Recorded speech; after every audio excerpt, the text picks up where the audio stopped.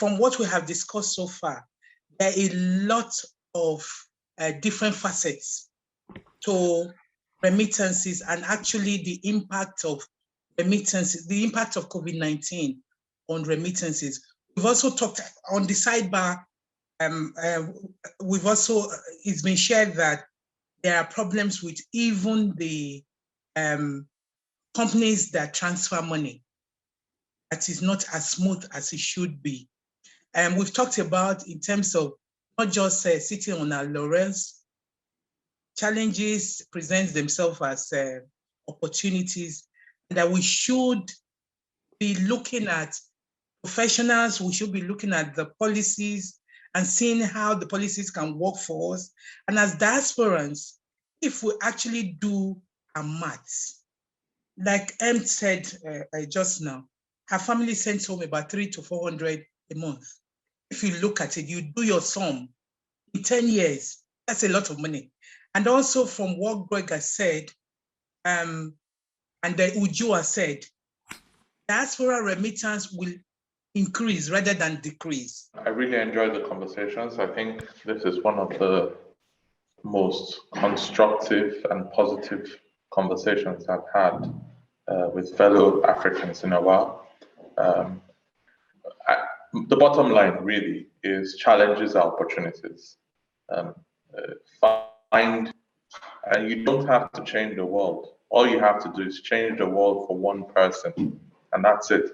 So find one problem that you can solve and solve it very well. Even if all you do is impact the life of one person, and that person can then impact another and another, that is how change will happen. We can sit down and talk about the problems and admire them from now till infinity. That's not how problems will get solved.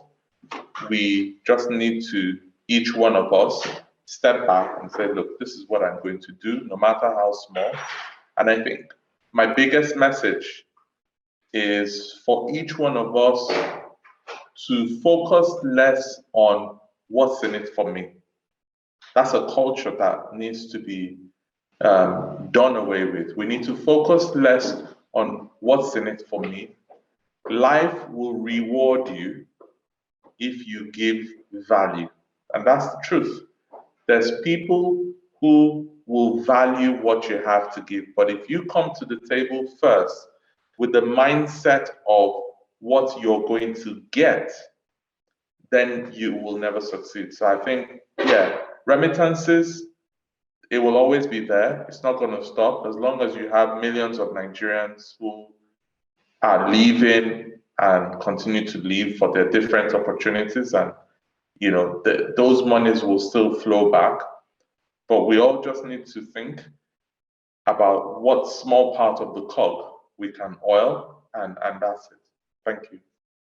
Thank you, Greg. So, little bits at a time. What can you do? What is your area of influence? And what can you do to make the challenge better or to solve the problem, even if it's for just one person? Thanks. Would you? I think my final notes will be, I mean, as usual, please speak to a professional and a recognized, qualified, certified professional, not one referred only by someone you know. The reason I say this is they're all the various levels of professionals, but the more we seek high-end professional services and be prepared to pay for it, then we will get the right kind of service.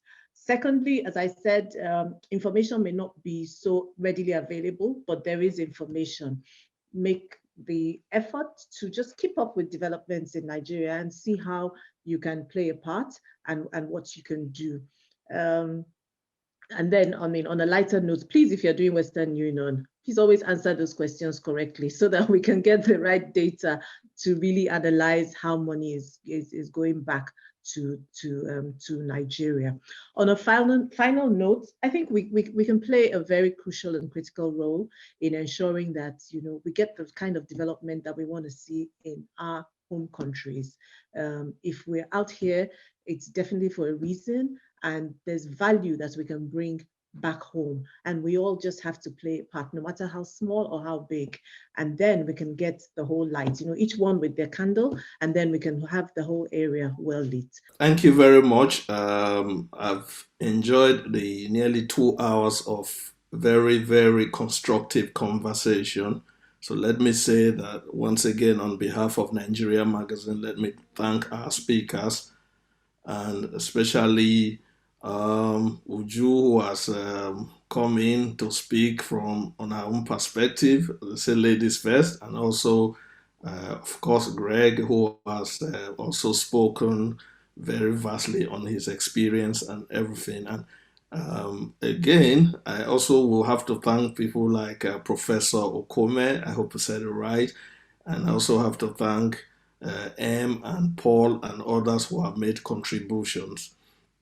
Now, there are a few points that I will have to quickly touch on, and I think it's important that we do that. What has come out of this conversation is that access to information is challenging, but I would say that that's what we do at Nigerian Magazine. We've done this for 10 years, so we are actually in a better position to provide information to certain sectors that are lacking. Even we as an organization do have sometimes information that governments, not just Nigeria, does not necessarily have. So you would have companies coming to us and seeking information. So obviously, M has spoken about certain issues. We are in, I'll say, hopefully we will be collaborating with her anyway. So I think that's more of a done deal. So on part of Nigeria Magazine, it's really been a pleasure listening to everyone. And I went through the sidebars and all the questions and comments were taken on board. But I have to say this, that we will put together different video clips of this event. We will share with those who have attended, and also obviously goes to our YouTube channel. And in final closing thought will be that as an organization, we've been doing this, like I said, for 10 years. This is our 6th event for this year. And our next event actually is going to be a follow-up on this, which is on technology.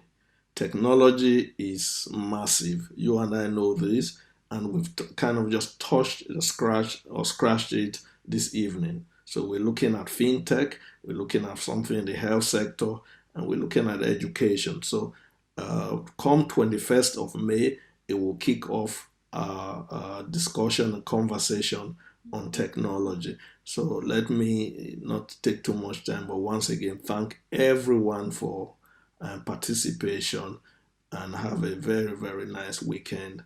Thank you very much.